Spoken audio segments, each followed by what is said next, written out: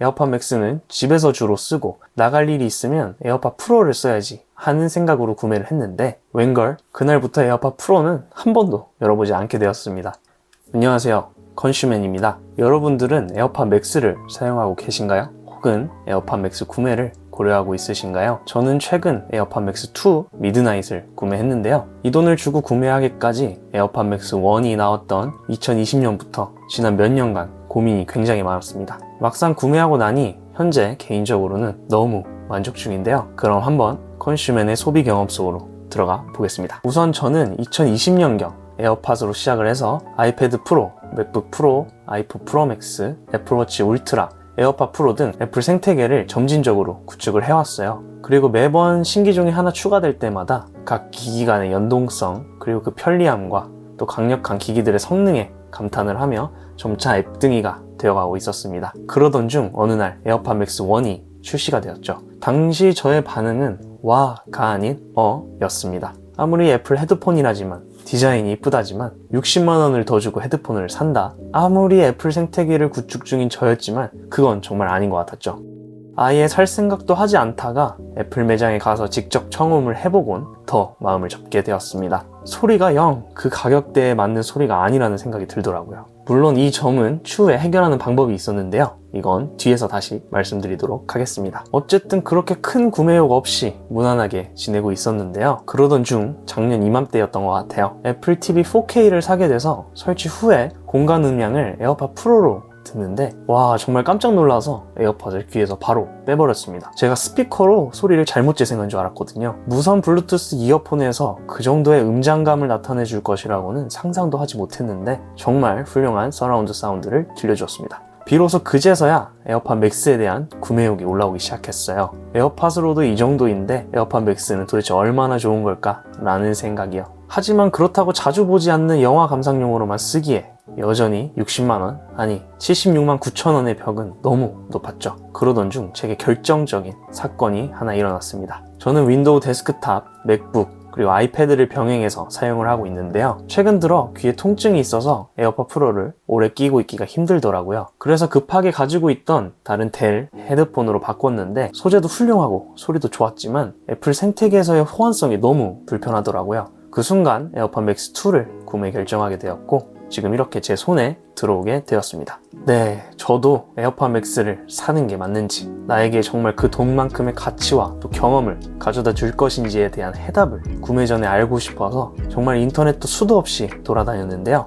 결론적으로는 그 이상으로 굉장히 만족을 하며 사용을 하고 있습니다. 지금부터는 제가 했던 그 고민들과 또 해답에 대해 이야기를 해보려고 합니다. 가장 먼저 음질입니다. 제가 앞서서 한번 말씀을 드렸었죠. 애플 매장에서 청음을 했는데 그 결과가 별로였다고. 처음 에어팟 맥스 2를 배송받고 들었을 때도 비슷한 느낌이었어요. 그런데 이걸 설정 하나만 바꾸어주면 정말 다른 소리를 들려주더라고요. 에어팟 맥스의 세팅을 조정할 수 있는 것이 두 가지가 있는데 그중 첫 번째는 개인 맞춤형 공간 음량 설정입니다. 헤드폰을 사고 이것을 한 번도 세팅을 하지 않은 분이시라면 이 메뉴 항목을 눌렀을 때 설정하는 창이 뜰 거예요. 설정을 여기서 진행을 하시면 헤드폰에서 소리가 나오고 그 소리에 따라 여러 가지 항목에 답변을 하시게 됩니다. 그러고 나면 아이폰이 에어팟 맥스를 사용자의 환경에 따라 적절하게 소리를 세팅해주는 것 같더군요. 저는 이 항목을 설정을 하고 나서 소리가 정말 만족스러워졌습니다. 두 번째, 이 방법으로도 만족이 안 되는 분들은 다음 방법으로 오디오 설정을 만질 수 있는데요.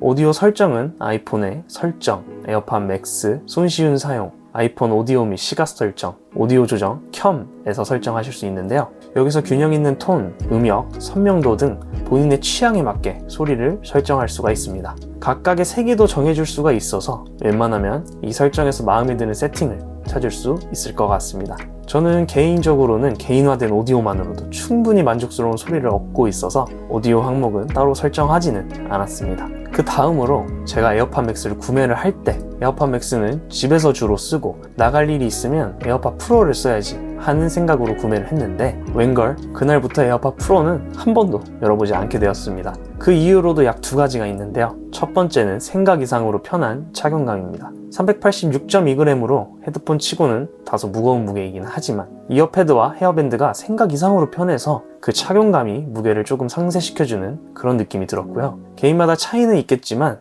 저는 몇 시간 동안 착용하고 있어도 큰 불편함은 없었습니다. 두 번째는 엄청난 노이즈 캔슬링 능력입니다. 에어팟 프로 2도 훌륭한 노이즈 캔슬링을 보여주지만 헤드폰의 노이즈 캔슬링을 따라갈 수는 없었죠. 게다가 이 에어팟 맥스 2는 에어팟 맥스 1에 비해 노이즈 캔슬링 성능이 조금 더 올라갔다고 하는데 길거리에서 조금만 신나는 음악을 들으며 걸으면 정말 노래와 저 이외에는 아무것도 없는 그런 특별한 경험을 할 수 있습니다. 정말 말 그대로 제 귀에 들어오는 모든 소리들을 취소시켜버리는 그 감각이 너무 좋아서 에어팟 프로보다 다소 불편함을 감수하더라도 계속 에어팟 맥스만 착용하게 되더라고요. 물론 지금이 겨울이어서 귀돌이의 역할도 해주는 것은 덤이고요. 여름이 되면 또 어떻게 달라질지는 모르겠지만 만약 그때 가서 달라진다고 하더라도 그것은 적어도 착용감 그리고 기기의 성능 등의 요소가 원인은 아닐 겁니다. 그리고 애플 기기 간의 연동성은 에어팟 프로와 크게 다를 것이 없죠. 두말할 필요 없이 애플 생태계에서 최고의 선택이 되겠습니다. 마지막으로 이 헤드폰은 윈도우 환경에서도 정말 좋은 소리를 들려줍니다.